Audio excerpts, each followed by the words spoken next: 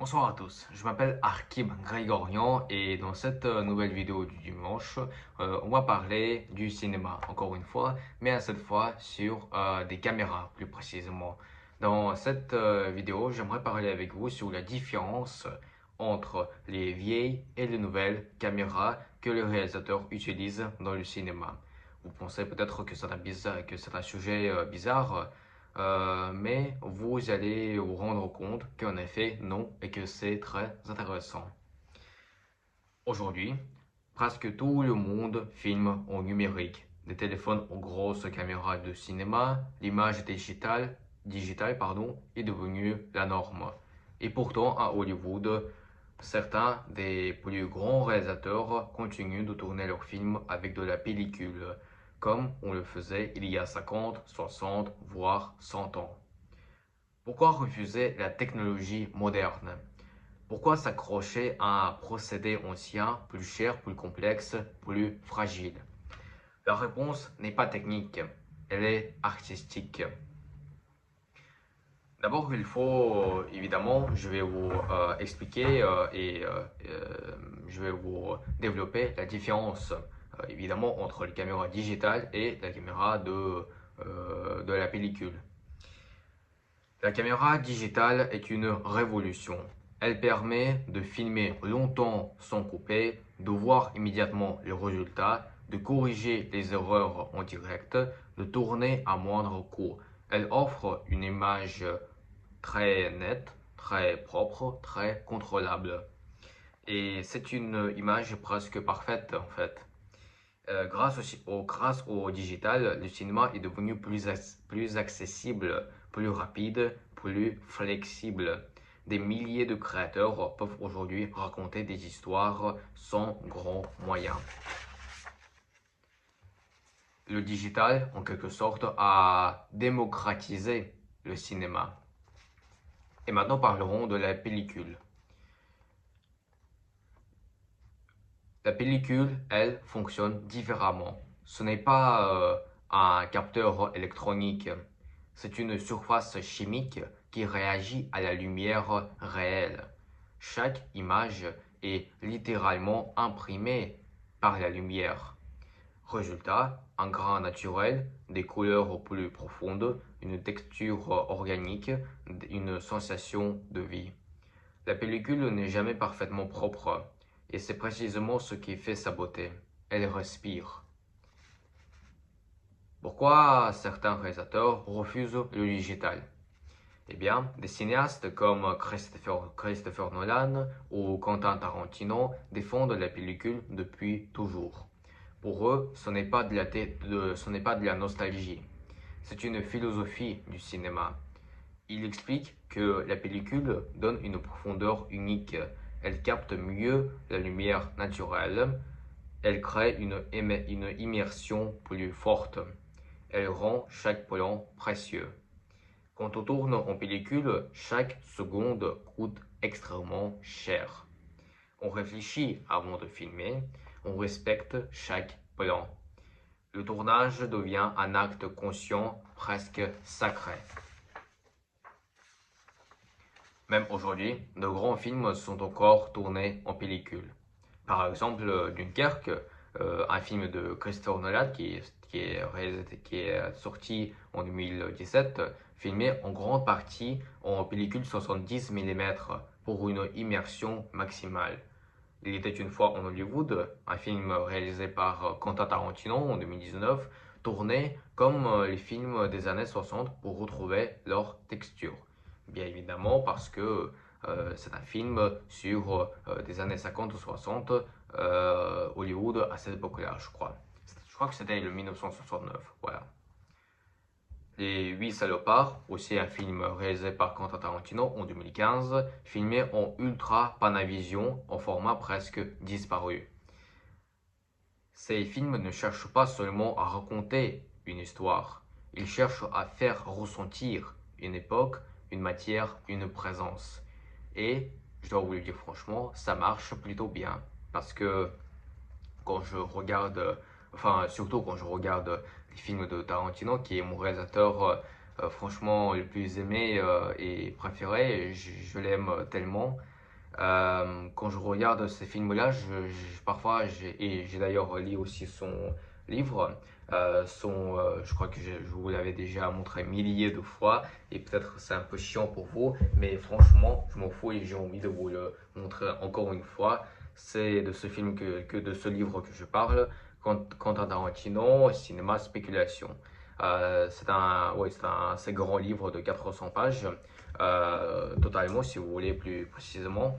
Et en fait, j'ai regardé beaucoup de documentaires sur lui, j'ai beaucoup regardé ses films, et bien évidemment, et plus j'ai lu son livre personnel dans lequel il décrit, en fait, ce n'est pas une autobiographie, c'est juste un livre dans lequel il donne son avis sur ses films de la France. Les films qu'il regardait quand il était petit, il donnait son avis, comment il les a regardés, quels sentiments il ressentait.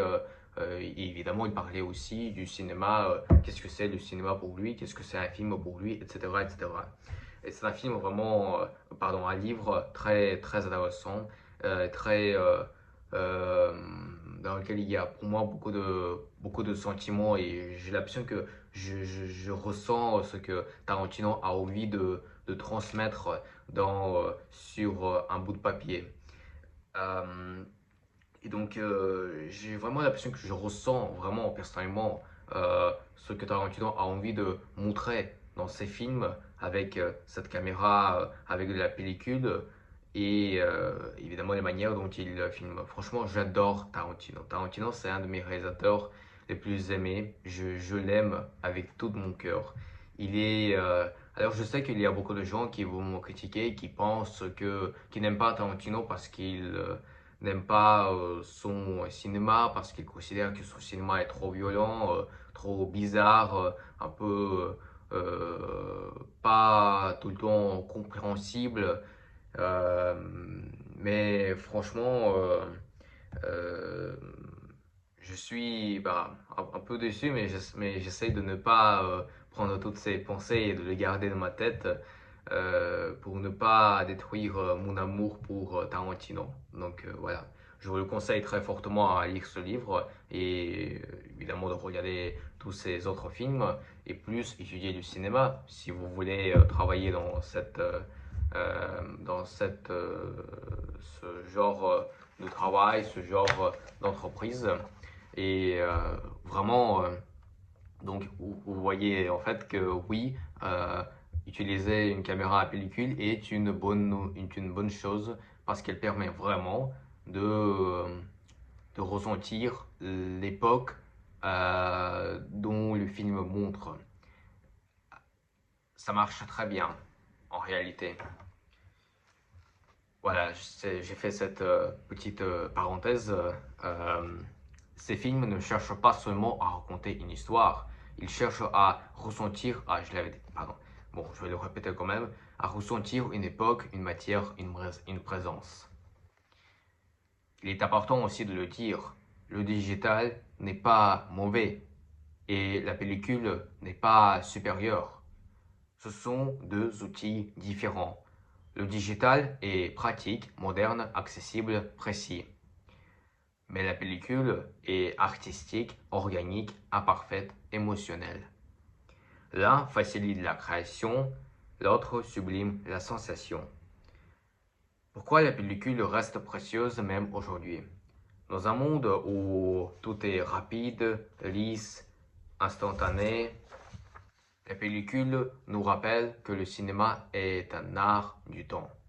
Elle impose la patience, la précision, le respect de l'image. Elle donne une valeur à chaque seconde filmée. Et surtout, elle nous offre une image qui ne ressemble pas à celle des écrans modernes. Elle nous fait sentir que nous regardons du cinéma, pas simplement une vidéo. En conclusion, tradition et modernité, dans la main. Le futur du cinéma est sans doute digital, mais son âme restera toujours liée à la pellicule. La caméra numérique a libéré les créateurs. La pellicule continue de nourrir les artistes. Et peut-être que la beauté du cinéma vient justement de cet équilibre entre la technologie et l'émotion, entre la perfection et l'imperfection, entre la modernité et l'héritage.